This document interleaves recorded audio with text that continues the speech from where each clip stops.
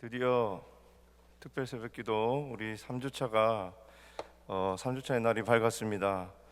정말 2주가 금방 가고 3주가 금방 이렇게 다가오는 것 같습니다. 우리 이번 주 이제 마지막 주 가운데 하나님께서 우리에게 큰 은혜를 예비해 주신 줄로 믿습니다. 그 큰 은혜의 파도, 그 파도 위에 우리가 함께 나가 그 파도 위에 함께 올라타서 하나님의 그 영광을 함께 보기 원합니다. 끝까지 3주를 완주하여서 하나님께 영광되고 또 우리의 삶 가운데 역사하신 하나님을 경험하며 나아가는 우리 모두가 되기 원합니다. 하나님께서 은혜를 주실 줄 믿습니까? 하나님께서 은혜를 부어주실 줄로 믿습니까?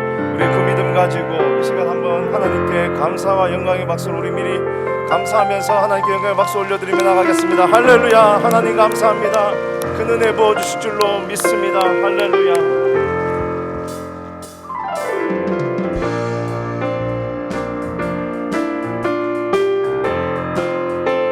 슬픈 마음 있는 사람, 슬픈 마음 있는 사람, 예수 이름 믿으며 영원토록 변함없는 기쁜 마음 얻으리. 다시 한 번 더. 슬픈 마음 있는 사람, 예수 이름 믿으며 영원토록 변함없는 기쁜 마음 얻으리. 예수의 이름은 세상의 소망이요, 예수의 이름은 천국의 기쁨일세. 거룩하신 주의 이름 너희의 방패 삼으라. 환난 시험 당할 때에 주께 기도드려라. 예수의 이름은 세상의 소망이요, 예수의 이름은 천국의 기쁨일세. 존귀하신 주의 이름 우리 기쁜데도다. 주의 품에 안길 때에 기뻐 찬송 부르리.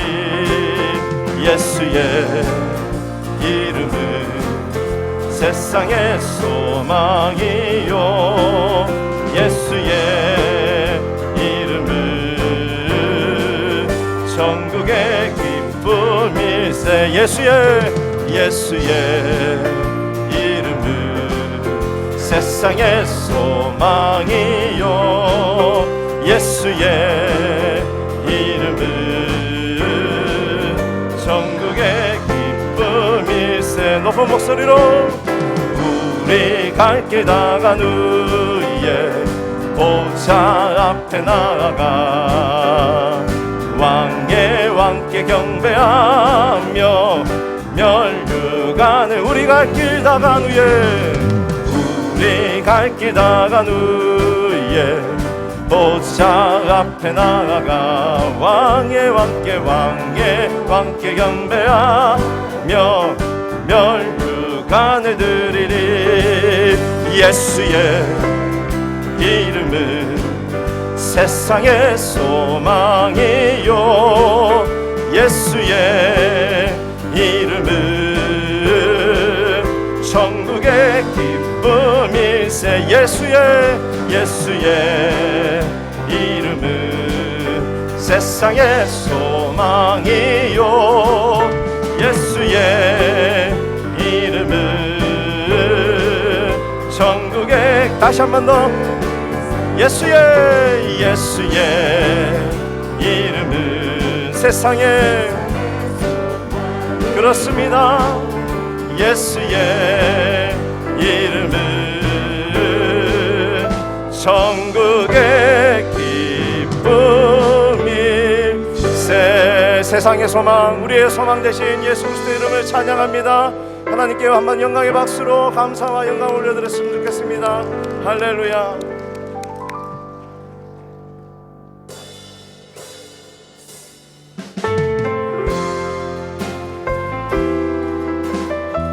생명도 천사도 하늘의 어떤 권세도 끊을 수 없는 우리를 향한 영원하신 그 사랑을 찬양합니다.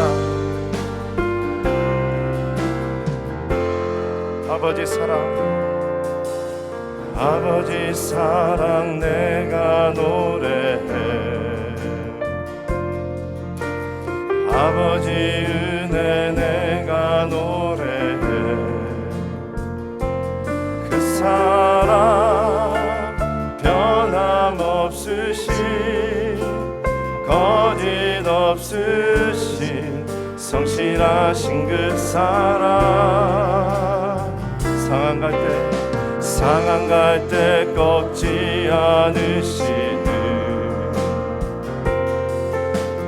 꺼져가는 등불 끄지 않는 그 사랑 변함없으신 거짓 없으신 성실하신 그 사랑.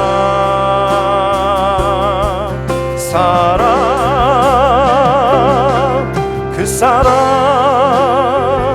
날 위해 죽으신 날 위해 다시 사신 예수 그리스도 다시 오실 그 사랑. 죽음도 생명도 천사도 하늘의 어떤 권세도 끊을 수 없는 영원한 그 사랑 예수. 아버지 사랑, 아버지 사랑 내가 노래해. 아버지 은혜 내가 노래해. 그 사랑 변함없으신 거짓 없으신 성실하신 그 사랑. 상한 갈 때 꺾지 않으시는 꺼져가는 등불 끄지 않는 그 사랑 변함없으신 거짓 없으신 성실하신 그 사랑.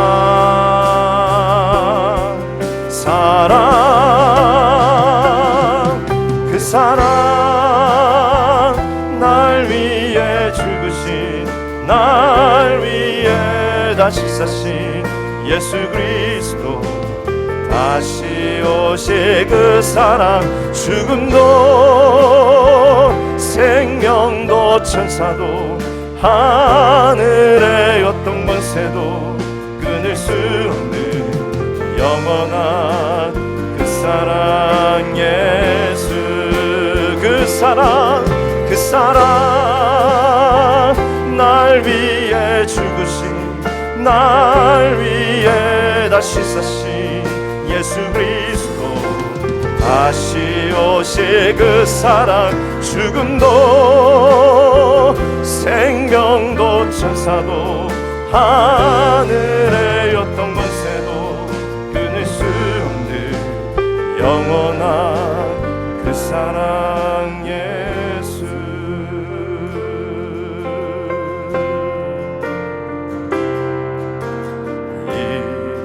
이곳에 생명샘 솟아나 눈물 골짝 지나갈 때에 모자나 열매 맺히고 웃음소리 넘쳐나리라. 이곳에 생명샘 솟아나 눈물 골짝 지나갈 때에 모자나 열매 맺히고 웃음소리 넘쳐나리라. 꽃들도 구름도 찬양하라 찬양하라 예수를 하늘을 울리며 노래해 나의 영혼아 은혜의 주 은혜의 주 은혜의 주 꽃들도 구름도 바람도 넓은 바다도 찬양하라 찬양하라 예수를 하늘을 울리며 노래해 나의 영혼아 은혜의 주 은혜의 주 은혜의 주 높은 목소리로 그날에 하늘이 열리고 모든 이가 보게 되리라 마침내 꽃들이 피고 영광의 주가 오시 다시 한 번 더 선포합시다 그날에 하늘이 열리고 모든 이가 보게 되리라 마침내 꽃들이 피고 영광의 주가 오시리라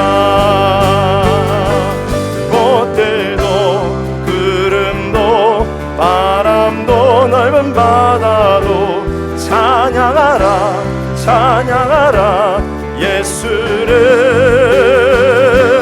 하늘을 울리며 노래해 나의 영혼아 은혜의 주 은혜의 주 은혜의 주 꽃들도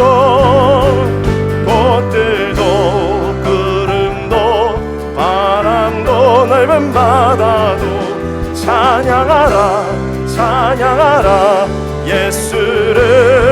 예수를 하늘을 울리며 노래해 나의 영혼아 은혜의 주 은혜의 주 은혜의 주 그렇습니다 꽃들도 구름도 바람도 넓은 바다도 하나님 예수 그리스도 다시 오실 예수 그리스도를 찬양할 그날을 고대합니다 오늘 이 시간 그날을 고대하며 하나님만을 찬양하며 나아가오니 다시 오실 예수 그리스도만을 바라보고 나아가오니 하나님 홀로 영광받아 주시옵소서 성령님 우리 가운데 역사하여 주셔서 하나님을 향한 우리의 마음이 식어지지 않게 하여 주시고 더욱더 하나님을 향한 마음이 불타올라서 우리의 몸과 마음이 온전히 하나님께 나아갈 수 있도록 이 시간 우리를 주장하여 주시옵소서 시간 한번 주여 한번 외치시며 기도하며 나아가겠습니다 주여 그렇습니다 오늘 이 시간 하나님 아버지만을 바라보며 나아갑니다 주님 하나님만을 찬양하며 나아갑니다 주여 우리의 마음과 전심을 다하여 하나님을 예배하며 나아갑니다 하나님 함께하여 주시고 주님 우리를 인도하여 줄 줄로 믿습니다 주님 우리의 믿음의 여정이 끝나지 않게 하여 주시고 계속해서 이어지게 하시고 예수 그리스도 오는 그날까지 다시 오실 예수 그리스도를 바라보며 우리의 발걸음이 더욱더 하나님 아버지만을 바라보며 나아가는 우리 모두가 되게 하여 주시옵소서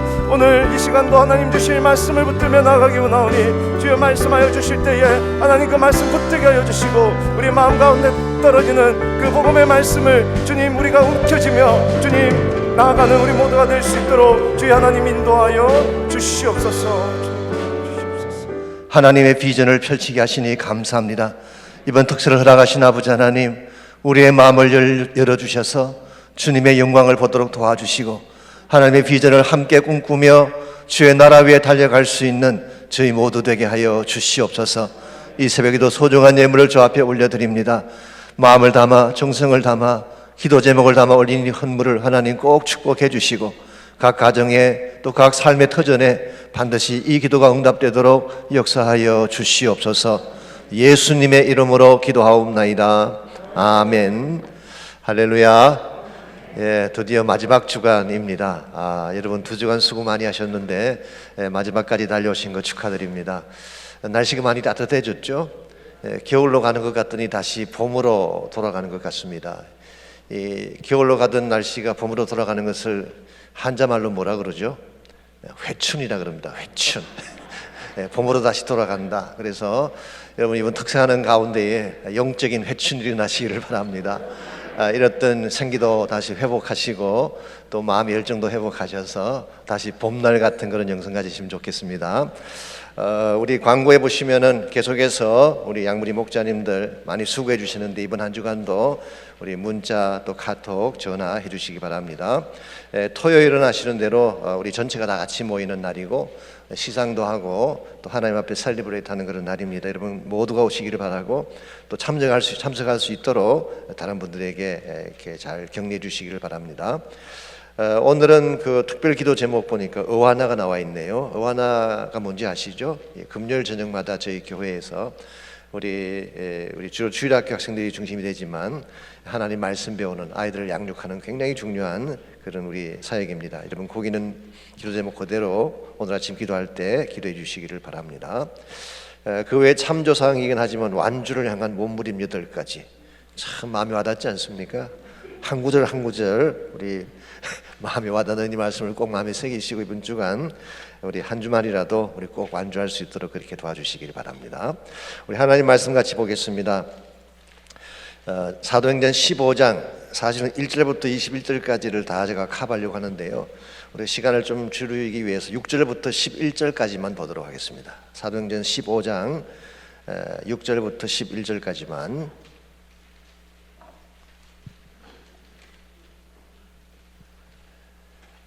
찾으셨으면 우리 한 절씩 교독하겠습니다. 사도와 장로들이 이 일을 의논하러 모여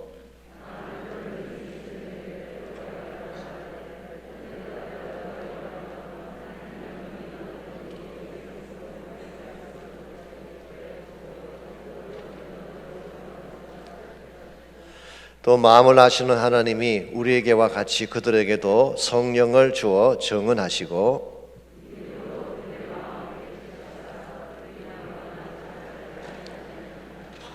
그런데 지금 너희가 어찌하여 하나님을 시험하여 우리 조상과 우리도 능히 매지 못하던 멍에를 제자들의 목에 두려느냐?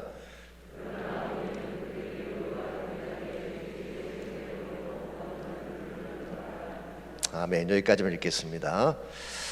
일본에 가면은 코이라고 하는 예쁜 비단 잉어가 있다고 합니다. 이 잉어는 자신이 사는 공간에 따라서 크기가 달라지는 신기한 특성을 가지고 있습니다. 작은 어항에 넣어서 키우면 5cm밖에 자라지 않지만 그 잉어를 커다란 수족관으로 옮겨 키우면 15cm까지 자랄 수가 있습니다.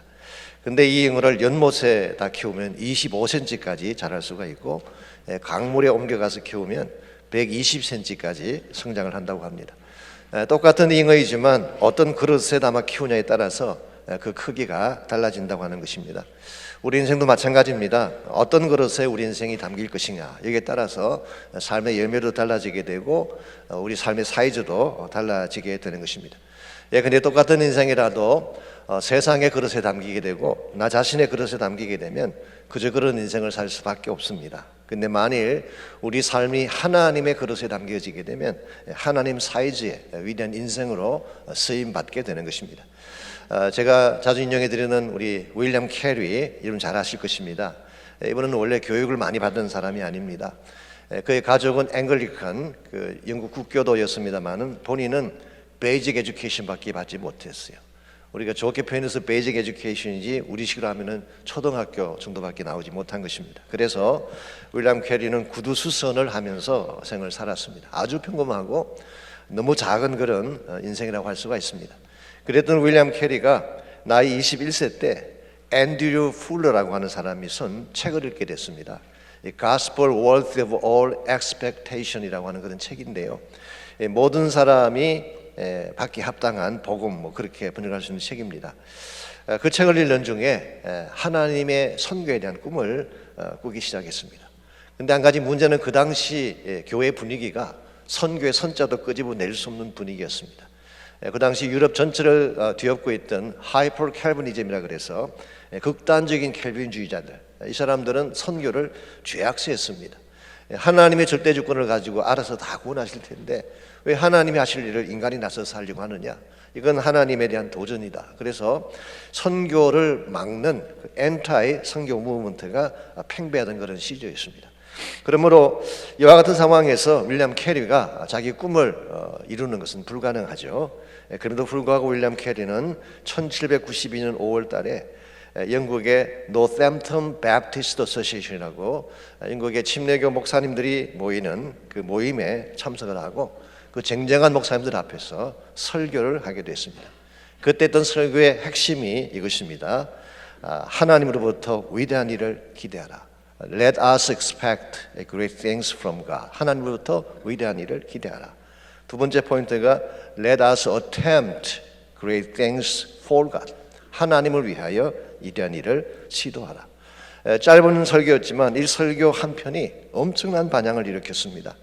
후일 사람들은 이 설교를 불멸의 설교라고 불렀고 이 결과 침례교 안에서 Baptist Missionary Society라고 하는 단체가 만들어지게 되고 그게 12명의 목사님들이 헌신을 하면서 우리가 흔히 말하는 Modern Mission Movement, 근대 선교 운동이 시작이 된 것입니다. 그 결과 영국뿐만 아니라 미국과 온 세계에 다시 선교를 일으키는 역할을 하게 됐습니다. 우리가 믿는 하나님은 결코 작은 하나님이 아닙니다. 크고 위대하신 하나님이에요. 그러므로 우리는 하나님으로부터 하나님 사이즈의 일을 기대해야 되고 또 하나님을 위해 사역할 때도 하나님 사이즈의 일을 우리가 해드려야지 올바른 크리스찬 삶을 사는 것이고 하나님의 기대에 부응하다고 말할 수가 있습니다. 이런 측면에서 과연 여러분과 저의 삶은 어떠한지 모르겠습니다. 하나님 사이즈에 합당한 삶을 살고 있는지 하나님의 기대치에 합당한 헌신을 하고 있는지 만약 우리의 삶 자체가 하나님의 사이즈에 합당하지 않다면 우리 하나님의 기대를 향한 바른 삶이라고 할 수가 없습니다. 이런 면에서 나의 사이즈가 아니라 어떻게 하면 하나님 사이즈의 삶을 살고 그 결과 하나님 사이즈의 꿈을 성취하며 살아갈 수 있을지 오늘 주신 이 본문을 중심으로 함께 정리하려고 합니다. 오늘 같이 읽은 본문에 보시면은 사실 유명한 본문입니다. 이 사도행전 15장은 우리 기독교 역사의 향후 2000년의 방향을 결정할 중요한 모임 하나가 예루살렘에서 모였습니다. 이것을 우리는 흔히 예루살렘 공회라고 이렇게 지칭을 하고 우리 기독교 교회 역사상 최초의 공회로 그렇게 불려지고 있습니다. 지난번까지 말씀드린 것처럼 사도 바울이 1차 선교행을 다녀왔죠. 1차 선교행을 다녀왔을 때에 그것이 교회 바깥에 미치는 영향은 엄청났습니다. 많은 열매가 있었고 많은 교회들이 개척이 됐죠. 그런데 교회 내적으로는 큰 이슈 하나를 이야기하게 됩니다. 사도 바울이 주로 사역했던 지역이 이방 지역이었고 예수 믿은 사람들이 이방인이었기 때문에 예수님을 영접한 이 이방인들을 어떻게 핸들할 것인가, 이것이 문제가 된 것입니다. 이들을 그냥 있는 그대로 받을 것인지 아니면 이들에게도 모세 율법을 부과를 하고 할례를 행하도록 지침을 해야 될 것인지, 쉽게 표현하면은 크리스찬이 되기 전에 먼저 유대인이 되도록 만들 것이냐 아니면 그냥 유대인이 되지 않더라도 크리스찬으로 살게 할 것이냐, 이것이 이슈가 된 것입니다. 솔직히 요즘 생각해 보면은 이게 이슈가 될 리가 없죠.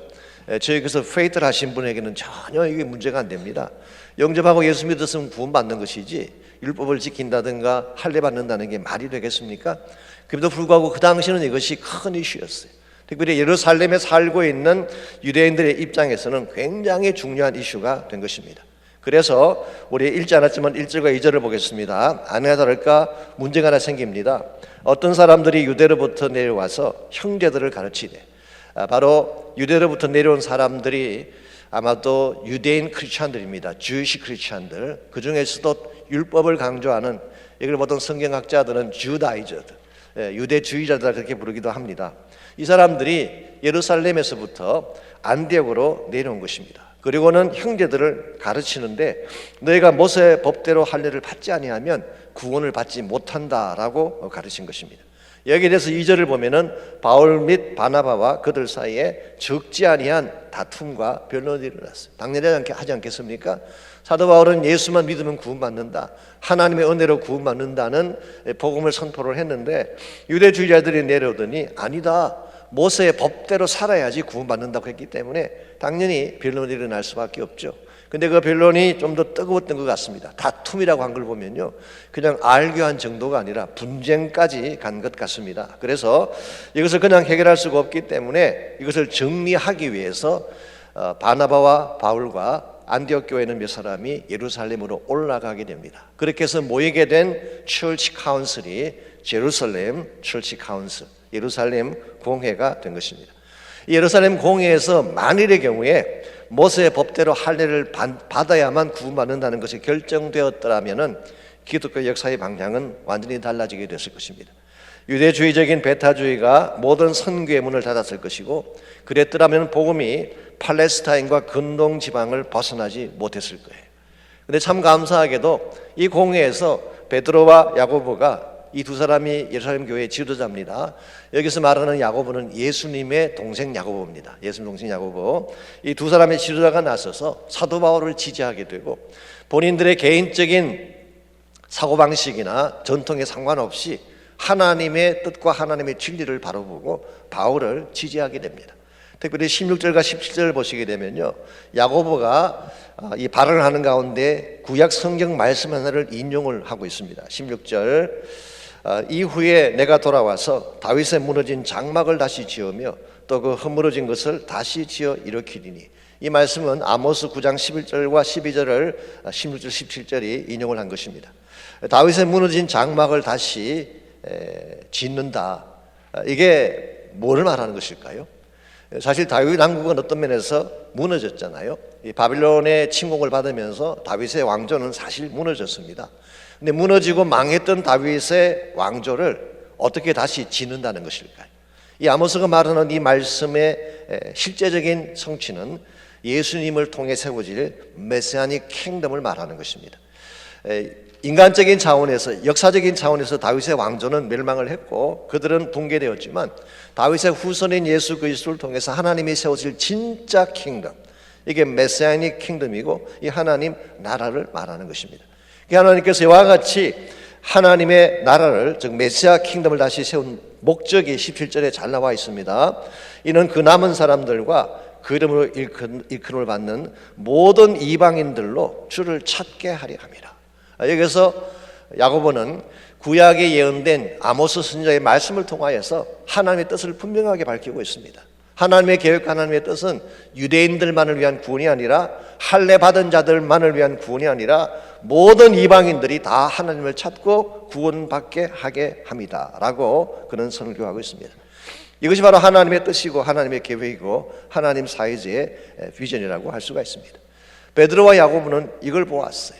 이걸 보았기 때문에 자기들이 가지고 있던 기존 입장이나 자기들의 어떤 그 위치를 생각하지 않고 바울의 사역을 지지하게 되고, 그 결과 2차 선교여행, 3차 선교여행이 계속 진행이 될 수가 있었고, 한 걸음 더 나아가서 땅 끝까지 복음을 나누는 선교 역사가 시작이 된 것입니다.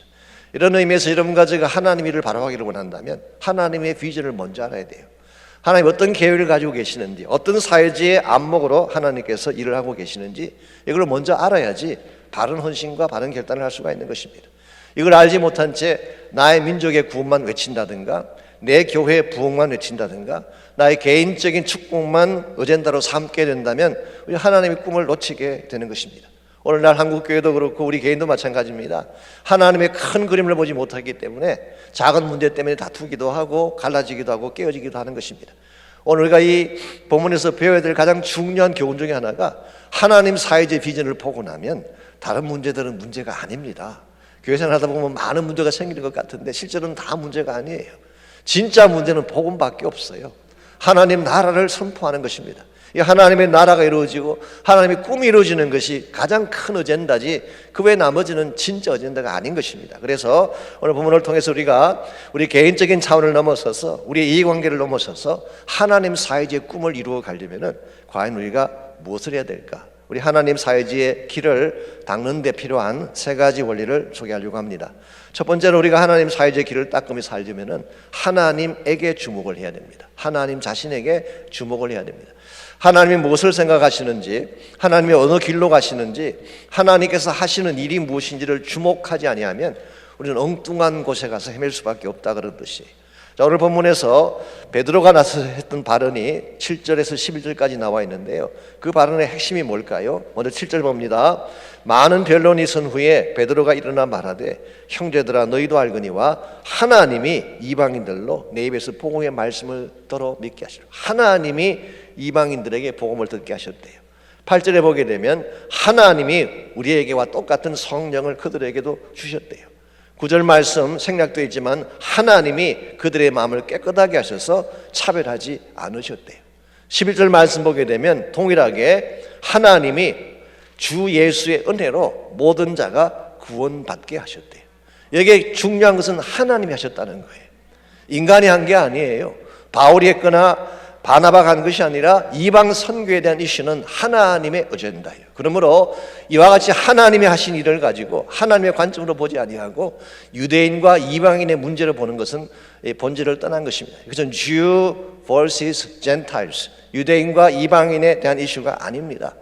오늘 베드로는 유대인이냐 이방인이냐 율법이냐 아니냐 여기에 대해서는 관심이 없어요. 하나님이 뭘 하시냐는 것입니다. 하나님에게 관점을 주목을 하고 있고, 만약 하나님이 계획하시고 하나님이 진도를 나가게 하신 것이라면 우리는 알교할 수 없다는 것입니다. 그래서 베드로와 같이 선포를 했을 때에 12절을 보시면 온 무리가 가만히 있어 바나바와 바울이 하나님께서 자기로 말미암아 이방인 중에 행하신 표적과 기사에 관하여 말하는 것을 들었다. 지난번에 잠깐 언급해 드렸지만 이거 보면 예루살렘 교회 괜찮은 교회예요. 진리를 말하고 바른 말을 하면 they listen. 그들은 들었어요. 그래서 처음에는 막 알교하고 굉장히 우왕좌왕했지만 베드로가 나서서 하나님이 하신 일이다 라고 선포하는 순간 그들은 조용하고 그리고 그 말씀을 들은 것입니다. 여러분과 저의 삶도 마찬가지입니다. 우리가 인간의 관점에서 볼 수가 있고 세상적인 관점에서 볼 수가 있습니다. 그럴지라도 하나님의 뜻이 자명해지고 나면 그때는 더 이상 이야기하면 안 돼요. 순종해야 되는 것입니다. 그래서 가장 중요한 것은 하나님의 뜻을 판단하고 하나님의 길을 가는 것입니다. 가끔 우리가 삶을 살아가다 보면요, 우리 기대와 다르게 삶이 전개가 될 수가 있습니다. 나의 기대와 다른 방향으로 삶이 전개가 돼도 우리는 스틸 하나님에게 주목을 해야 돼요. 하나님에게. 요즘 우리가 그 제자훈련 중에 하나님을 경험하는 삶 공부하고 계시잖아요. 여기 보면 하나님의 뜻을 분별하는 방법에 대한 그 단원이 나옵니다. 이제 말씀을 통해서 또 뭐 성령 안에서 또 우리 교회를 통해서 뭐 여러 가지 많은 그 방법들이 나오는데 환경을 통해서 하나님의 뜻을 분별하는 그 내용이 나오죠. 일반적으로는 그렇게 생각들을 많이 합니다. 환경이 열리면 그게 하나님의 뜻이 있고 환경이 닫히면 하나님의 뜻이 아니다라고 생각하는 경향이 있죠. 그래서 환경을 자꾸 주목을 하는 것입니다. 이걸 우리가 open door approach라고 합니다. 열리면 가고 닫히면 멈추는 것. 이게 물론 맞는 경우도 있지만 이건 절대적인 기준이 될 수가 없고 대단히 위험한 것입니다. 왜냐하면 예를 하나만 들어드리겠습니다. 만일 열린 환경이 하나님의 뜻이라고 한다면 출애굽 사건은 불가능합니다. 모세가 하나님의 명령을 받고 바로에게 갔어요. 그때 문이 열렸나요? 닫혔나요? 닫혔어요. 가지 못하게 막았어요. 몇 번이나 했나요? 10번씩이나 반복했어요. 처음 한두 번 할 때는 우리가 잘못 보았나라고 생각할 수 있지만 10번이나 막았어요. 그러면은 일반적인 사람의 판단은 이거 보니까 분명히 아닌가 보다, 딴 길이 있나 보다 라고 했을 가능성이 있죠. 그런데 10번 동안을 막았음에도 불구하고 포기하지 않고 끝까지 찾아갔던 이유가 뭘까요? 모세는 하나님에게 주목했기 때문에. 환경이 열리든 닫히든 it doesn't matter. 그게 빅 이슈가 아니에요. 환경은 우리가 말씀을 붙잡고 하나님과의 관계 가운데서 기도하는 중에 우리가 환경을 보는 것이지 환경에 따라서 결정하게 되면 굉장히 위험한 것입니다. 이런 면에서 오늘 한국교회 내에서도 사실 환경을 따라 행하는 일들이 참 많이 보이지만 우리는 조심할 필요가 있습니다. 중요한 것은 하나님이에요.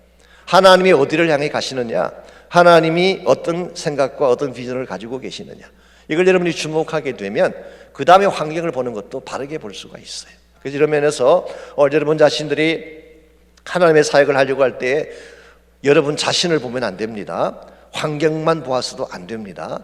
혹은 사람들의 여론만 따라가서도 안 돼요.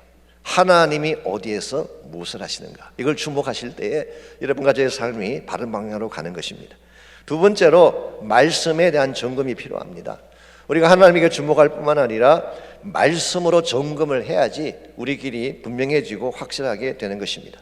오늘 본문을 보시게 되면요, 이 바울과 바나바가 지금까지 행했던 모든 기적과 표적들을 말하면서 정말 생생한 체험적인 간증을 하게 되죠. 그때에 야고보가 일어나서 발언을 합니다. 베드로가 먼저 발언을 했더니 야고보가 역시 예루살렘 교회의 지도자입니다. 14절 말씀 봅니다. 제가 13절부터 읽을게요. 말을 마침에 야고보가 대답하여 이르되 형제들아 내 말을 들으라. 하나님이 처음으로 이방인 중에서 자기 이름을 위할 백성을 취하시려고 그들을 돌보신 것을 시몬이 말하였으니, 이 시몬은 베드로입니다. 선지자들의 말씀이 이와 일치하도다 그랬어요. 지금까지 베드로도 발언을 했고 바울도 이야기하고 아마 바나바도 이야기를 하고 많은 형제들이 일어나서 이런저런 발언을 했는데, 그들이 했던 발언도 중요하죠. 그들의 오피니언도 중요하긴 하지만 그들의 한 발언이 말씀과 일치하는가를 본 거예요. 그래서 선지자들의 말씀이 이와 일치하도다. 그리고 구약 성경 아모스 9장 11절과 12절을 인용을 한 것입니다. 그러고 나서 18절입니다. 즉 예로부터 이것을 알게 하시는 주의 말씀이다. 예로부터 이것을 알게 하시는 주의 말씀이다. 이건 일종의 격언이라고 합니다. 이런 뜻입니다. 모든 것을 깨닫게 하시는 것은 결국 말씀이다, 그런 뜻이에요. 여러분이 무엇이 헷갈리고 혼란하고 판단이 서지 아니할 때 결국 마지막에 결정하게 만드는 것은 뭐라는 뜻입니까? 말씀이라는 뜻이에요. 그러므로 여러분과 제가 하나님의 꿈을 이루고 하나님의 사역을 감당하기를 원한다면 내가 일을 하기 전에 먼저 말씀으로 점검을 해야 돼요. 말씀으로 점검을 하고 말씀의 컨펌을 받고 나서 하게 되면 여러분의 일은 분명해지게 되고 확실해질 수가 있는 것입니다. 만일 말씀의 점검 없이 일을 하게 되면 어떤 위험이 있을까요? 저는 두 가지 차원의 위험이 있다고 생각합니다. 첫 번째로 신비주의에 빠질 위험이 있어요. 체험이 중요하긴 합니다. 가슴이 뜨거워지고 막 눈물이 나고 중요하긴 하죠. 감정적인 것도 중요하긴 한데요, 감정보다 더 중요한 것은 진리예요. 나에게 감정을 일어나게 한 진리가 더 중요해요. 그런데 우리는 감정을 따라 살 때가 많이 있죠. 그러므로 여러분이 말씀이라고 하는 진리를 먼저 확인하지 아니하고 내가 어떤 필링을 가지고 있나, 어떤 감정을 가지고 있나, 뜨거우냐 차가우냐 기쁘냐 이것만 관심 갖게 되면 여러분 신비주의로 빠질 가능성이 많아요. 그래서 많은 이단들이 여기서 다 나오는 것입니다. 체험이 많아요. 이단들 그 모임에 가보면은 엄청납니다. 열기가 뜨겁고 막 사람들이 쓰러지고 거품 품고 뭐 엄청난 일이 일어나죠. 이 현상을 보고 그들은 따라가는 것입니다. 근데 현상 뒤에 진리가 있냐 없냐를 확인 안 하는 거예요. 이게 항상 문제가 되는 것입니다. 그러므로 말씀을 점검하지 않게 되면 신비주의에 빠질 위험이 있다. 두 번째 위험은 나의 뜻과 하나님의 뜻을 혼돈한 나머지 야망을 따라 결정할 가능성이 많습니다. 우리가 교회를 하든지 사역을 할 때에 비전과 앰비션, 이 두 가지가 구별이 안 될 때가 많이 있어요. 과연 일을 하는 것이 하나님의 비전인지 나의 개인적인 야망인지가 확실하지 않을 때가 많이 있어요. 이걸 구별할 수 있는 가장 중요한 베이시스가 뭘까요? 만일 여러분이 하고 싶은 이것이 나의 뜻과 나의 생각에 근거한 것이라면 앰비션이 될 가능성이 많습니다. 그런데 여러분이 하려는 이 길이 말씀에 근거한 것이 되면 비전이 되는 것입니다. 그러므로 이 하나님의 교회가 진짜 하나님의 비전을 이루는 교회가 되기를 원한다면 반드시 말씀에 대한 점검이 필요하고 말씀의 베이스 위에 달려가야지 바른 사역을 이룰 수가 있는 것입니다. 구약에 나오는 아브라함의 케이스를 생각해 보십시오. 아브라함이 갈대아우르에서 하나님 부름받고 자기 친척 고향을 떠나서 팔레스타인 지역으로 가나안 땅으로 오지 않았습니까? 그때 창세기 보게 되면 이 아브라함을 인도했던 것이 말씀이에요. 말씀을 따라갔어요. 말씀을 따라서 가보았더니 도착해 보았더니 약속의 땅이 기다리고 있는 거예요. 이게 바로 성경이 말씀하고 있는 크리스천 라이프이기 때문에 여러분과 제가 항상 하나님 말씀에 주목을 하고 하나님의 음성을 듣는 것 굉장히 중요한 것입니다. 세 번째로 우리가 하나님 사회질을 하려면은 자신을 비워야 됩니다. 자신의 것을 내려놓지 아니하면 하나님의 뜻은 이룰 수가 없습니다. 제가 지난주 설교 때도 잠깐 말씀을 드렸지만 하나님의 길을 막는 가장 큰 장애가 뭐라고요? 환경이 아닙니다. 반대자들의 핍박도 아니에요. 자기 자신이에요. 자기 자신. 내가 내 자신이 하나님의 뜻을 막고 하나님의 꿈을 막을 때가 참 많이 있어요. 그러므로 나를 내려놓지 아니하면 하나님 사회의 꿈은 결단코 이루어질 수가 없다. 그렇게 말씀드릴 수가 있습니다. 오늘 본문을 읽는 가운데 한 가지 특이할 일이 있습니다. 저는 베드로의 자세가 참 특이하다고 생각을 합니다. 한번 객관적으로 생각을 해보십시오. 베드로와 바울을 비교해 보게 되면 누가 선배인가요? 베드로가 한참 선배예요. 나이를 말하는 게 아니라 예수님과의 관계와 교회 경력을 말하는 것입니다. 한참 선배이고 기득권자입니다. 베드로야말로. 사도 바울이 아직 예수님 만나지도 않았을 때 베드로는 3년 동안 주님 따라다니면서 직접 배웠어요. 그것도 수제자였습니다. 예수님과 같이 정말 생사고락을 같이 하며 3년의 길을 달려왔던 그런 수제자가 베드로였어요. 근데 바울은 보다 훨씬 뒤에 예수님 만났잖아요. 영적으로 말하자면 한참 후배죠. 한참 후배. 뿐만 아니라 지금 베드로의 위치는요, 예루살렘 교회의 수장입니다. 뿐만 아니라 그 당시 모든 지역 교회를 대표하는 리더나 다름없는 위치가 베드로였어요. 이 정도 위치라면 자기 위치를 봐도 그렇고 경력을 봐도 그렇고 바울 같은 사람 눌러도 될 위치 아니겠습니까? 그런데 바울을 지지해주고 있고 자세히 보게 되면 바울의 길을 따라가고 있습니다. 굉장한 헌신이에요. 오늘 본문은 아니지만요, 갈라디아서 2장에 보게 되면 이런 해프닝 하나가 일어났던 것 같습니다. 한 번은 베드로가 안디옥 지역으로 왔던 것 같습니다. 이방 땅으로 와서 이방 지역에 왔으니까 이방 크리스천들과 만나게 되고 만나다 보니까 교제를 하게 되지 않겠습니까? 그 안디옥 교회 성도 가운데 목사님 오래간만에 오셨는데 식사라도 함께 하시죠. 이게 모시고 이제 강남이나들로 데려가신 거야. 가셔서 이제 열심히 밥을 먹고 있는데 예루살렘에서 내려온 유대인들이 도착을 한 거예요. 그 당시만 하더라도 아직은 예루살렘 교회가 유대인 교회였고 그 유대인 교회 안에는 아까 말씀드린 주다이저들이 많이 있었어요. 아주 좀 극단적인 좀 열렬한 그 모세주의자들이 많이 있었어요. 이 사람들이 딱 오는 것을 보고 베드로가 설거면이 도망을 갔어요. 이방인과 식사하지 않은 것처럼 그렇게 한 것입니다. 그때에 바울이 면전에서 책망을 했어요.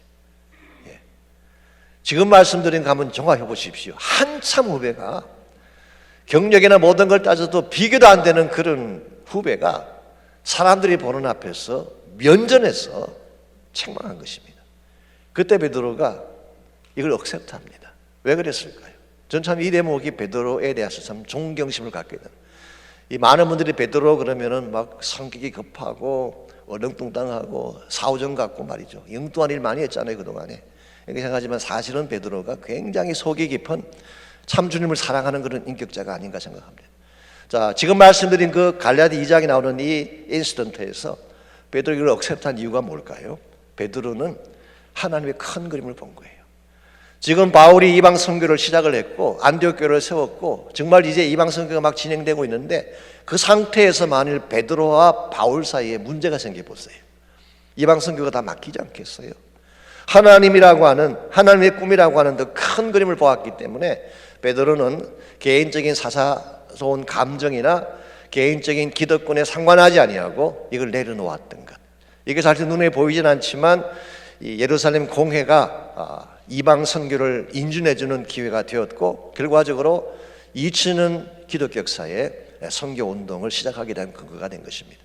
오늘 사실 여러분과 저에게 이와 같은 성숙함이 좀 부족하지 않는가? 자신을 비우려고 하는 것이 부족합니다. 그러다 보니까 자신의 밥그릇 싸움하느라고 하나님의 비전과 하나님의 영광을 다 놓치고 나만 잘 되려고 하는 경향이 우리에게 있는지 모르겠어요. 이와 같은 우리에게 필요한 것은 나를 비우는 것입니다. 나를 내려놓는 것입니다. 나를 내려놓게 되면 누가 일을 하실까요? 나를 내려놓는 순간 하나님이 일하시는 거예요. 내가 강하면 강할수록 하나님이 일하실 여백이 없어져요. 내가 모든 걸 주도하게 되면 하나님이 주도할 기회가 없어지는 것입니다. 자, 내가 주도하는 인생이 더 성공적일까요? 하나님이 주도하시는 인생이 더 파워풀할까요? 당연하죠. 하나님이 주도하셔야 됩니다. 교회가 하나님이 주도하기 시작할 때 부흥이 일어나요. 하나님의 백성들이 하나님의 주도를 따를 때에 하나님 사회의 기적과 비전이 일어나는 것입니다. 이런 의미에서 정말 복음의 강수가 막히지 아니하고 온 땅 끝까지 예수 그리스도의 복음이 전파되어져서 하나님이 마음에 품으셨던 본래적 비전을 이루기를 원한다면 나를 내려놓고 하나님에게 주목하고 말씀에게 주목하고 하나님의 뜻을 순종하는 것이 우리에게 필요합니다. 2017년도에 한국의 부흥한국이라고 우리 고영원 형제가 시작했던 유명한 찬양 그 단체가 있죠. 사실 한국 교회를 깨웠다고 해도 과언이 정도로 큰 영향을 끼친 그런 분입니다. 20주년을 맞이했어요. 그래서 1997년도에 이것이 시작이 됐는데 2017년도가 부흥한국 20주년을 기념하는 해였습니다. 기념 예배를 드릴 때에 한 300여 명 정도의 형제자매가 참석을 하고 또 고영은 형제가 그동안 쭉 하나님께 올려드렸던 찬양을 같이 부르면서 굉장히 좋은 시간을 가졌는데 그때 오대원 목사님이 나오셔서 설교를 하셨어요. 오대원 목사님은 한국분이 아닙니다. 오시가 아닙니다. 데이비드 로스 목사님. 미국에서 쭉 계셨고 버지니아에 있는 유니온 신학교를 졸업하시고 이제 북장로교 파송으로 선교사가 되신 분입니다. 이분이 한국에 오셔가지고 1972년도에 예수전도단이라는 것을 시작을 했어요. 그래서 예수전도단은 사실 오대원 목사님이 시작한 한국에서 시작된 운동입니다. 그러던 것이 80년대 가서 이 YM과 같이 연결이 되면서 오늘날은 YM과 이제 예수전도단 같은 것으로 생각을 하지만 실제로는 구별이 됩니다. 예수전도단은 오대원 목사님이 하신 거고 예수전도단은 미국에서 시작된 것을 로렌 커닝햄이 하신 거죠. 어쨌든 간에 그분이 지금 연세가 86세예요. 86세이신데 2017년도에 설교를 하시면서 이렇게 말씀하셨어요. 이사 62장 7절을 가지고 설교하셨는데 예루살렘이 찬송받고 그 영광이 회복될 때까지 그로 하여금 쉬지 않게 하라. 이 그가 누구냐면 하나님입니다. Don't let him rest till he makes Jerusalem famous and glorious again. 예루살렘 성이 다시 온 땅의 영광이 되고 예루살렘이 다시 온 열방 가운데 다 알려지는, 즉 하나님의 도성이 다시 회복되어지고 하나님의 영광이 다시 회복되어지는 그날까지 하나님이여 멈추지 마십시오. Don't let him rest. 하나님이여 멈추지 마십시오. 쉬지 마십시오. 그러므로 나도 쉴 수 없습니다. 이 말씀 선포할 때 나이가 82세잖아요. 나도 쉴 수 없습니다. 하나님께서 밤낮으로 쉬지 않고 부흥을 위해 일하시고 선교를 위해 일하시고 온 열방이 회복되어져서 다시 예루살렘이 회복되기를 위해서 일하시고 계신다면 나도 쉴 수가 없습니다. 그리고 한국교회가 다시 일어나서 이 비전 향해 달려갈 것을 촉구하시는 메시지를 들었어요. 동일한 도전이 오늘 아침 우리에게도 주어지고 있습니다. 하나님 지금도 쉬지 않고 일하고 계세요. 그분께서는 밤낮 쉬지 않고 지금도 열방을 위해 선교를 위해 하나님의 이 마지막 꿈을 성취하기 위해 지금도 세계 곳곳에서 하나님은 일하고 계십니다. 하나님의 일하심이 땅끝까지 이르기 위해서 이 복음의 물결이 중단되지 아니하고 온 땅을 덮고 모든 나라가 다 일어나서 하나님의 영광을 보게 되는 그날이 올 때까지 우리도 쉴 수가 없습니다. 우리는 그 영광과 비전을 마음에 안고 달려가야 돼요. 그제 하나님이 기뻐하는 삶이 되고 우리 삶을 통해 하나님의 이름을 높일 수가 있는 것입니다. 그러므로 오늘 아침에 제가 한번 같이 찬양을 부르고 싶은데요, 고영은 형제가 만들었던 우리 찬양 주의 영광 이곳에 가득해. 하나님의 영광이 이곳에서부터 시작해서 온 땅 가운데 흘러가서 온 열방 온 나라가 주의 영광을 볼 때까지 Don't let him rest. 하나님이여 쉬지 마십시오. 나도 쉬지 않겠습니다.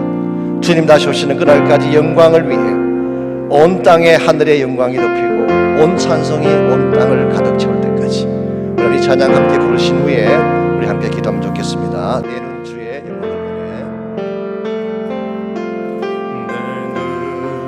주의 영광을 보되 우리 가운데 계신 주님 그 빛난 영광 온 하늘 덮고 그 찬송 온 땅 가득해 내 눈 주의 영광을 보되 찬송 가운데 서신 주님의 얼굴을 온 세상 향하네 권능의 팔을 드셨네 주의 영광 이곳에 가득해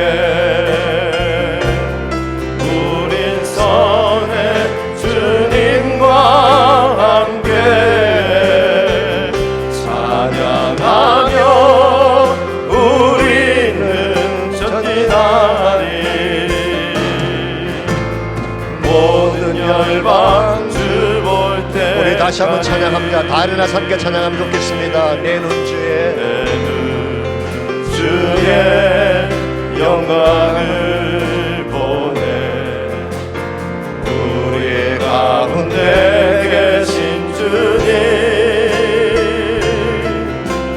그 빛난 영광 온 하늘 덮고 그 찬송 온 땅 가득해 내 눈 주의 영광을 보내 찬송 가운데 서신 주님 주님의 얼굴을 온 세상 향하네 권능의 발을 넣으셨네 주의 영광 이곳에 가득해 우린 성의 주님과 함께 찬양하며 우리는 전진하리 모든 열방 주 볼 때까지 주의 영광 이곳에 주의 영광 이곳에 가득해 우린 성의 주님과 함께 찬양하며 우리는 전진하리 모든 열방 주 볼 때까지 하늘 아버지 우리 새롭게 하사 열방 중에서 주를 섬기게 하소서 모든 나라 일어나 찬송 부르며 영광의 주님을 보게 하소서 다시 한번 고백합니다. 하늘 아버지 하늘 아버지 우리 새롭게 하사 열방 중에서 주를 섬기게 하소서 모든 나라 일어나 모든 나라 일어나 찬송 부르며 영광의 주님을 보게 하소서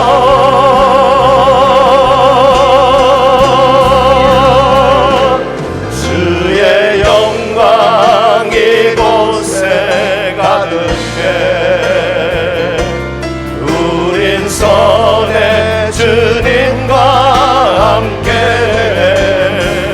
찬양하며 우리는 전진하리 모든 열방 주 볼 때까지 주의 영광 이곳에 주의 영광 이곳에 가득해 다시 한번 고백합니다. 주의 영광 주의 영광 이곳에 다시 한번 고백합니다. 주의 영광 이곳에 주의 영광 이곳에 가득해 우린 선의 주님과 함께 찬양하며 우리는 전진하리 모든 열방 주 볼 때까지 우리 한번 소신처럼 합심해서 기도하면 좋겠습니다. 주의 영광 이곳에 가득 차게 하옵소서. 세상의 모든 것들 다 떠나가게 하시고 더러운 야망들이 떠나가게 하시고 세속주의가 떠나가게 하시고 불신앙이 다 떠나가게 하시고 주의 영광 이곳에 임하여 주옵소서. 예배 가운데 강력하게 임재하여 주옵소서. 기도하는 가운데 임하여 주시옵소서. 우리 가슴이 뜨거워지게 하시고 새로워지게 하시고 주의 영광의 비전을 보게 하여 주옵소서. 우리 다 같이 함께 기도하겠습니다. 하나님 감사합니다. 하나님 감사합니다. 오늘 이 아침에 예배를 부르시고 하나님의 비전을 알게 하신 것을